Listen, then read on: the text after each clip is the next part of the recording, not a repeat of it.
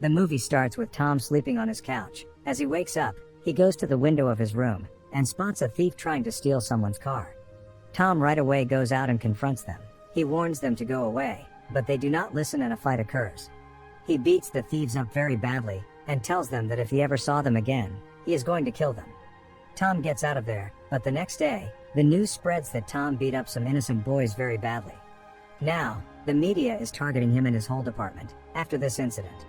The department is worried about Tom, so they send him to a counselor for some counseling, but Tom is rude to even the counselor, and he starts to smoke in front of him. When the man tries to stop him, he goes on to threaten the counselor and gets back to the police station. We then see Elizabeth. She is a constable and she comes to see Tom. She tells him that she has been working undercover for a long time. She was on a mission against the drug dealers, so she had to take drugs being undercover in order to show the dealers that she is one of them. Elizabeth tells him she then started doing drugs, and when she got back, she was sent to rehab. When she got back from rehab, she took the test again, but failed the sergeant test, and that is why she has now been demoted to a constable. Tom tries to console her, but she looks depressed. Tom then goes to see Bruce Roberts, who is a chief inspector, and he works alongside Tom. His wife has just died, and as they go to see her body, Bruce gets really upset, and Tom then takes him to a bar. As they drink, Tom tries to cheer up Bruce, and he is somewhat successful. In the next scene, we see a lady police officer walking on the road, and as she walks on, a man in a hood comes in front of her and shoots her. Tom gets to know this and reaches at the scene of the crime. Everybody asks him about Bruce, but he tells them that he still mourns the death of his beloved wife, so he will not be working for a while. However, the murder of a police officer is not something they can ignore. They call a temporary inspector to fill in for Bruce.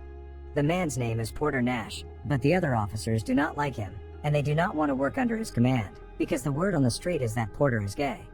However, it has been made abundantly clear to them by a superior officer that they will work under Porter, so they have no other choice.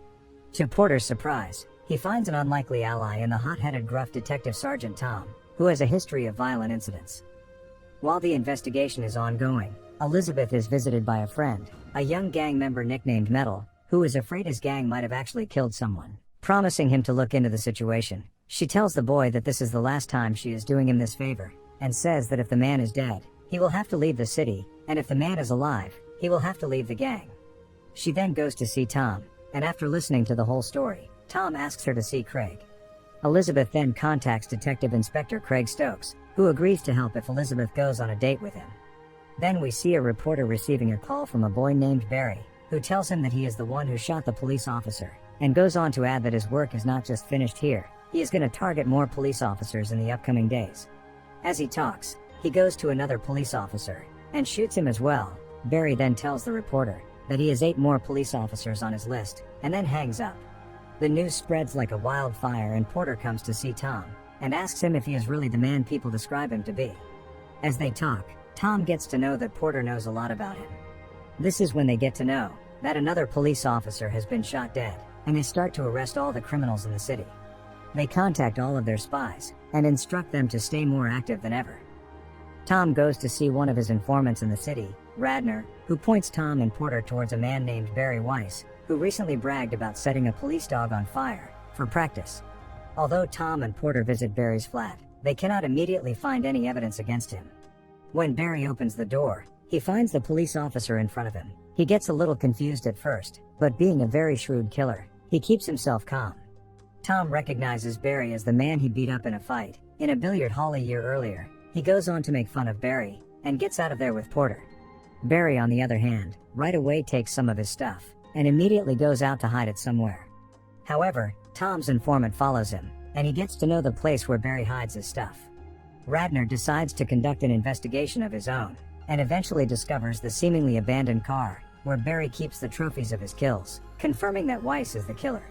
Amidst all this, we see that Bruce goes to a store to get some liquor, and it hits him that he is destroying his life. He decides that he is going to get back to work. He reports to the police station, and gets to work again. As he goes out, we see him being followed by Barry. It turns out that Barry's next target is Bruce. Bruce goes home, and Barry follows him. As he gets home, Barry knocks on his door, and as Bruce opens the door, Barry attacks him. Bruce himself is a police officer, so he does not back down from a fight. He gets his hands on a hammer, and when he is about to hit Barry with it, Barry snatches the weapon away from him and hits him countless times with a hammer. After killing him, he starts to watch TV in Bruce's house. He steals his uniform and gets out of his house. Barry calls the reporter again and tells him that he has killed the third police officer, Bruce. He then tells the reporter that he wants his name to be in the press tomorrow and goes on to tell the reporter to name him Blitz.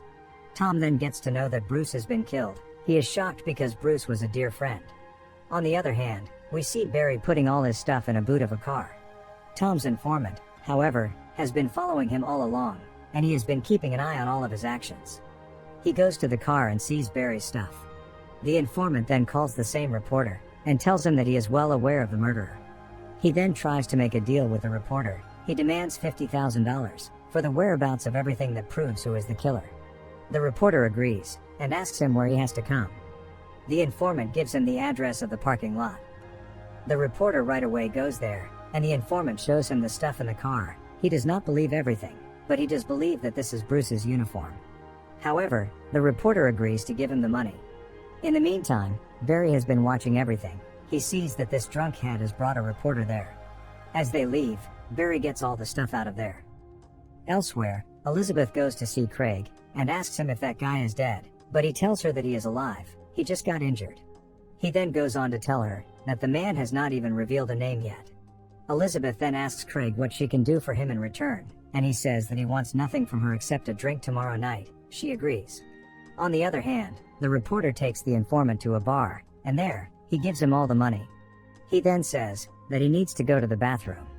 The reporter asks him to tell him the name of the killer, but he tells him that he is going to give him the name after he comes out of the bathroom. When he goes to the bathroom, we see that Barry is also in that bar, as he has been following them. Barry follows him to the bathroom, and as the old man sees the killer, he starts to shiver. He begs for his life, saying that he has not given up his name yet, so he does not deserve to be killed, but Barry does not know the word mercy, and he goes on to kill the informant, and gets out of there with $50,000. Dunlop, the reporter, alerts the police of the car, but they find it empty. Tom and a fellow police constable come to realize that all of Blitz's victims so far have been police officers who have arrested Barry in the past, and that Elizabeth is most likely the next victim. Elizabeth, after coming home from her date with Stokes, is attacked by Barry but saved by Metal, who is killed in the ensuing struggle. Before Barry can attack Elizabeth again, the police arrive. Tom and Porter decide to release a picture of Barry to the media to flush him out, which eventually, after a lengthy chase, leads to Barry's capture. There is no concrete evidence against him, however, so after 48 hours and an interrogation that does not yield results, the police are forced to let Barry go. Exasperated, Tom and Porter devise a plot to trick Barry, knowing that he will want to take revenge on Tom for the billiard hall fight. Barry then infiltrates the funeral of Chief Inspector Bruce, dressed in Bruce's uniform.